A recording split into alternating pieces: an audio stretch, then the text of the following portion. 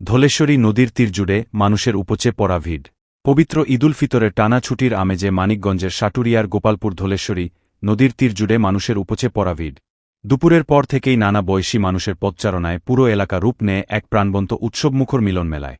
আশপাশের উপজেলা ছাড়াও দূরদূরান্ত থেকে পরিবার পরিজন, বন্ধুবান্ধব নিয়ে অনেকে ঘুরতে আসেন নদীর তীরে। বিশেষ করে বিকেলের দিকে দর্শনার্থীদের চাপ সবচেয়ে বেশি লক্ষ্য করা যায়। নদীর পাড় জুড়ে বসে কেউ গল্পাড্ডায় মেতে ওঠেন, কেউ আবার পরিবার নিয়ে পিকনিকের আনন্দ উপভোগ করেন। তরুণ-তরুণীদের মধ্যে সেলফি তোলা ও সামাজিক যোগাযোগ মাধ্যমে ছবি শেয়ারের প্রবণতাও ছিল চোখে পড়ার মতো। অনেকেই নৌকা ভ্রমণের মাধ্যমে ধলেশ্বরীর প্রাকৃতিক সৌন্দর্য কাছ থেকে উপভোগ করেন।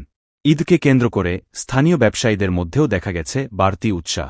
নদীর তীর জুড়ে গড়ে ওঠা অস্থায়ী দোকানগুলোতে ফুচকা, চটপটি, আইসক্রিম, ঝালমুড়ি, ভেলপুরিসহ নানা মুখরোচক খাবারের পসরা বসে।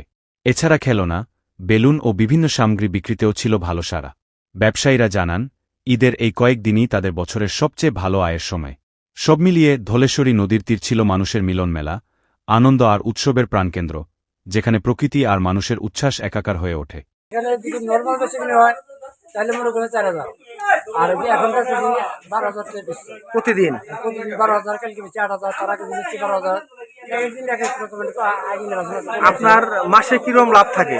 মাসে আমি দেখছি যাতে আমার 30-40,000 তাহলে আপনার মোটামুটি খায়া পরে চলতেছে সংসার। চলতেছে। আমি মনে করেন আমার ছেলে চাকরি করে, ছেলে চাকরি করে।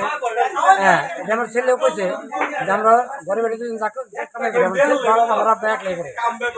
আমার এই টাকা আমার তাহলে আলহামদুলিল্লাহ ভালো ইনকাম, ভালো।